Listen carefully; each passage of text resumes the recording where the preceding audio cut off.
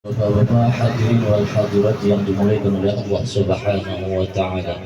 Marilah kita selalu mengucapkan alhamdulillah, tanda syukur kita kehadirat Allah Subhanahu wa taala dengan berkah limpahan taufik dan hidayahnya serta inayahnya sehingga kita dapat berhadir memenuhi undangan sahibul bait. Alhamdulillah kita di sore ini berada atau bertemu kembali di majelis kita, majelis ilmu, membicarakan tentang sifat 20. Alhamdulillah.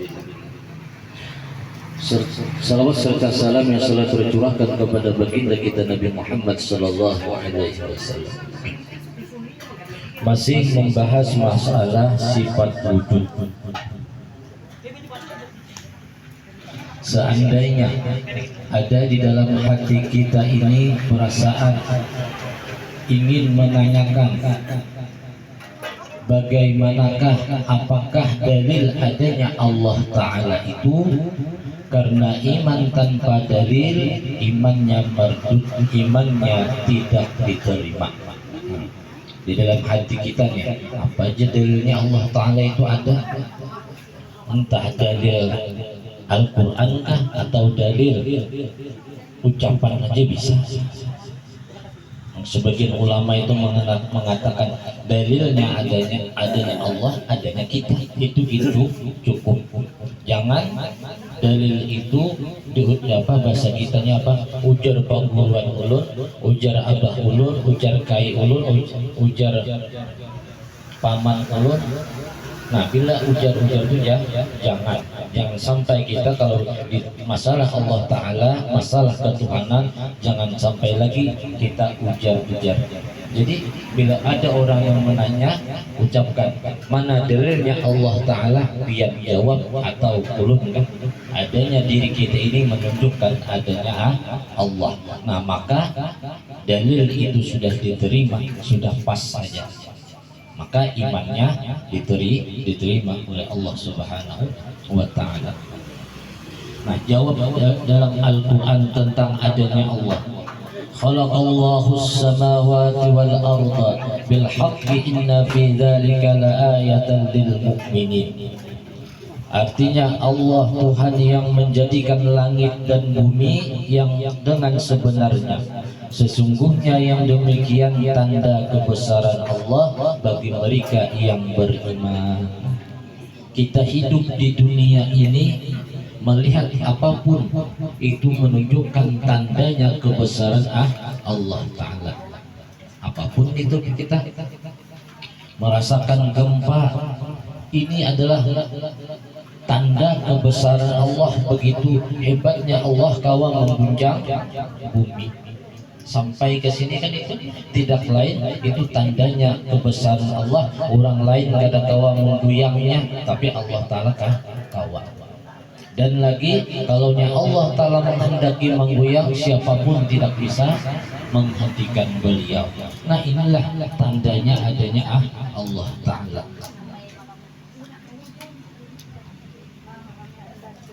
Sifat wujud ini, adanya gunung, adanya dunia, adanya langit, adanya bumi, adanya kita semua, itu tidak lain adalah menunjukkan bahwasanya Allah Ta'ala itu ada. Diajar ulama, tandanya ada guru, walaupun kan dikatakan guru itu di mana berada. Nah, bilanya ada seorang murid, nah ada murid itu menunjukkan adanya guru. Adanya kita, adanya dunia itu menunjukkan adanya Allah Ta'ala. Ini diimani di dalam hati kita dan jangan sampai ragu-ragu lagi. Jurang apa tandanya Allah Ta'ala? Adanya pihak bang. Apalagi tandanya Allah, adanya pihak bertakun di bang, itu menunjukkan adanya Allah Subhanahu wa Ta'ala. Dan di dunia ini tidak terlepas dari segala perbuatan, segala kehendak, itu tidak lain daripada kehendaknya Allah Subhanahu wa Ta'ala. Contoh, pian atau ulun berusaha, niat kita hendak mendapatkan usaha, hendak mempunyai untung yang banyak. Tapi ternyata beda. Sekali begawi hasilnya hanya sedikit. Karena yang berlaku di diri kita itu tidak lain adalah kudrat dan iradatnya Allah. Kuasa Allah dan kehendak Allah Ta'ala yang berlaku. Inilah yang kita tanamkan di dalam hati kita masing-masing. Bahkan ujar ulama, kalau kita ini berpegang dengan pekerjaan kita masing-masing, nah itu iman tauhidnya masih lemah. Kayak ulur misalkan, dengan sebab ada kerjaan ini jangannya kada begawi nang kayak ini ya otomatis bisa kada makanan. Nah berarti pekerjaan inilah yang bisa memberikan rezeki. Padahal jangan di mulut boleh tak ucap, tapi di dalam hati tetap Allah yang memberikan rezeki kita semua. Maupun napas, bisa bergerak, bisa makan, bisa duduk di sini, bisa beribadah, dan semuanya itu tidak lain dari Allah Subhanahu wa Ta'ala. Nah inilah yang diucapkan, ditanamkan di dalam hati kita. Makanya ilmu tauhid, ilmu hakikat, hendaknya di dalam hati, bukan diucapkan atau di mulut kita.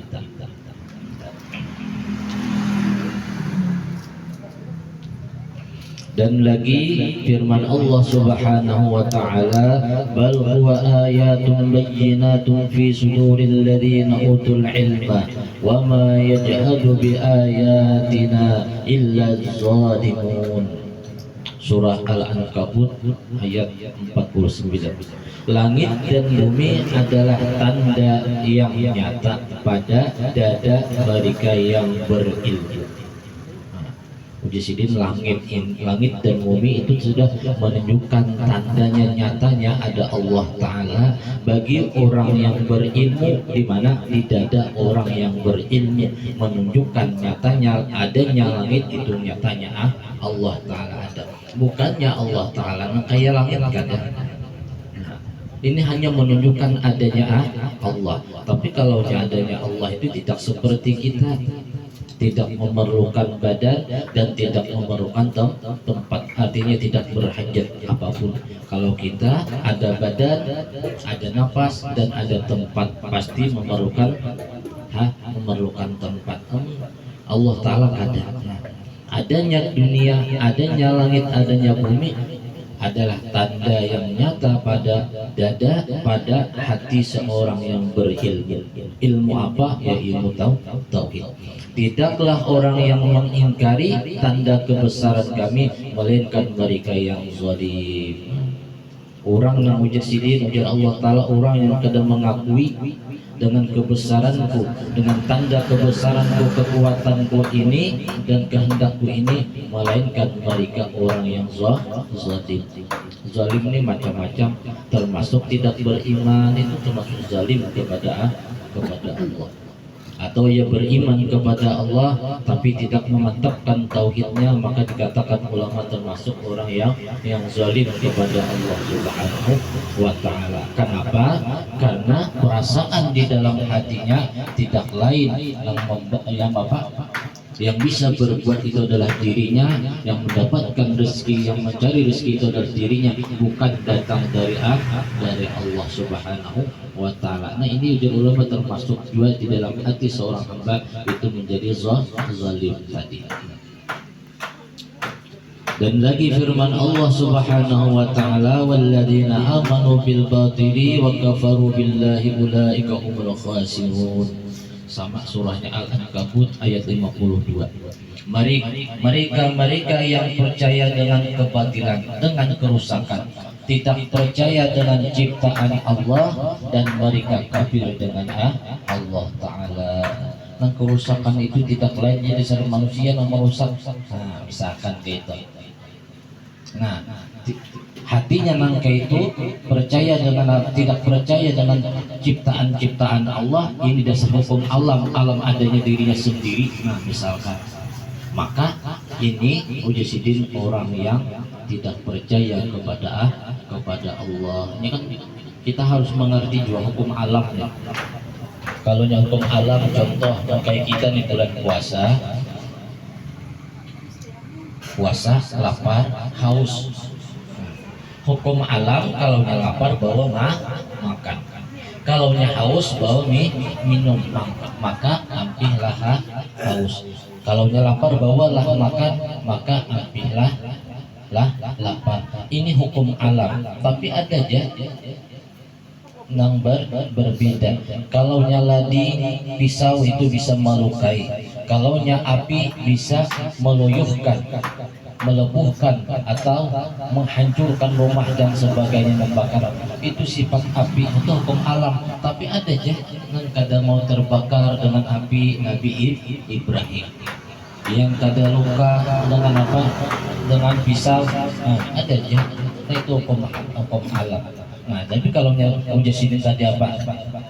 Tidak percaya dengan ciptaan Allah, bahwasanya dunia dianggapnya ada dengan diri, ada surangan dunia ini tanpa ada yang menciptakan. Nah, maka orang itu kalau iktikadnya dengan hati nggak seperti itu, orang itu dikatakan kafir. Kada beriman kepada Allah, tidak percaya serta mendustakan ciptaan Allah. Mereka nantinya di dalam kerugian yang sangat besar.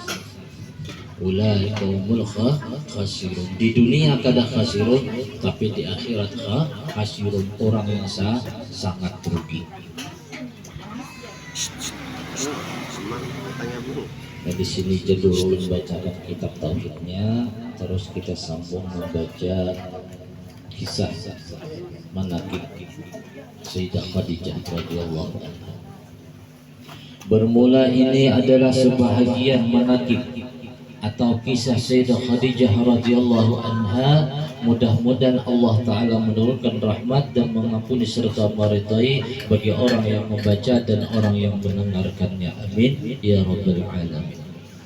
Kita kisahkan langsung aja.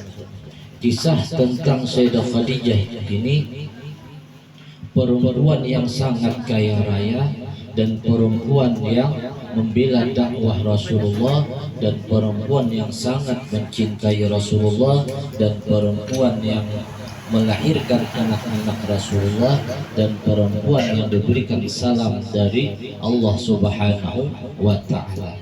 Bahasa kitanya apa? Sayyidah Khadijah Ummul Mukmin, ibunya orang yang beriman. Istri Rasulullah ini orang yang sangat luar biasa. Bahasa kita kan ada wadahannya lagi. Orangnya cantik, pikiran sidin cerdas, firasat yang kuat dan tinggi. Sebelum mengerjakan maka sidin berpikir dahulu, maka pikiran sidin itu selalu pas.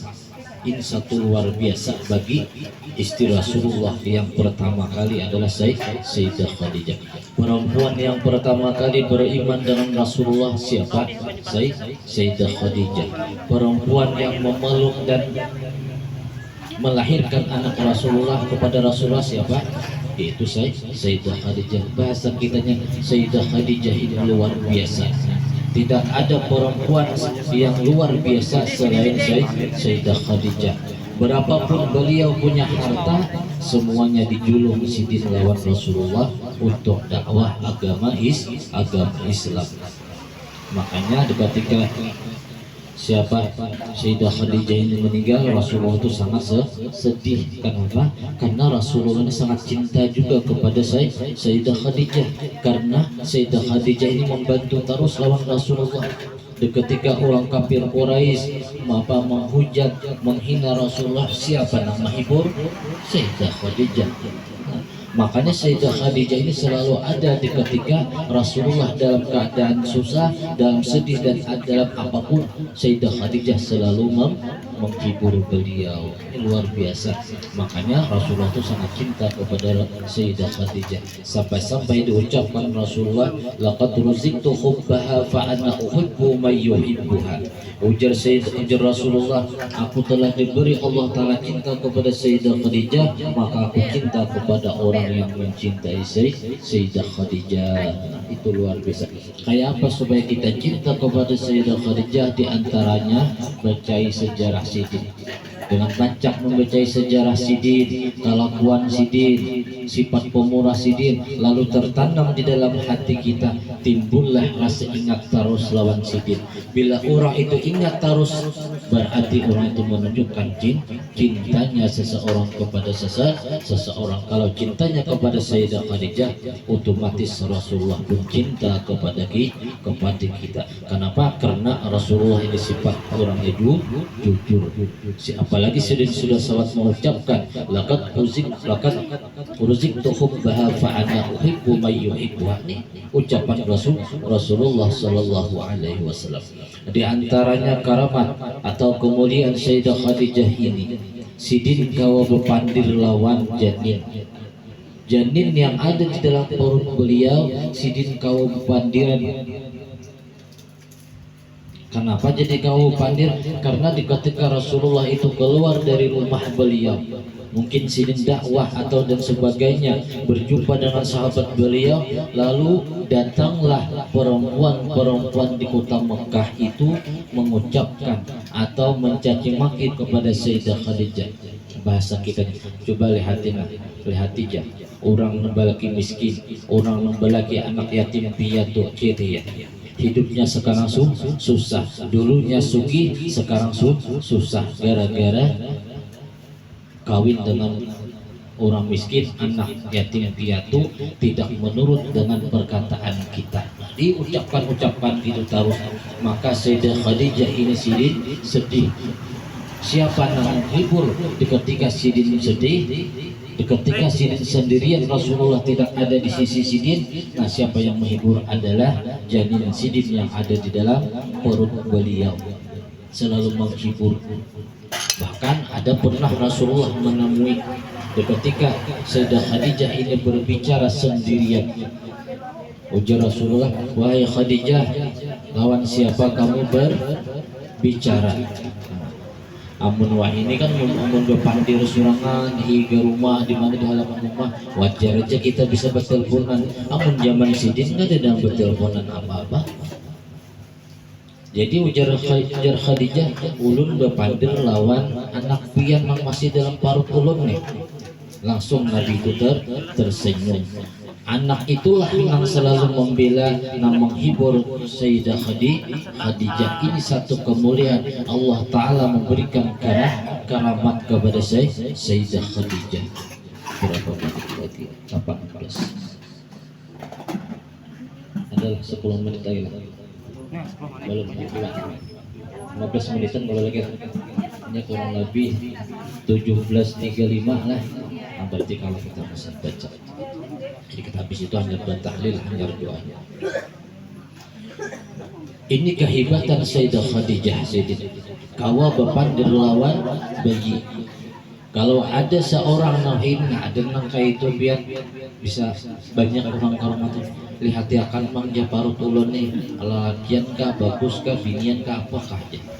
Kawa bepandir, kawa itu satu kemudian, tapi wah ini kah kada, maka orang pakai OSI ya, bawa ke dokter.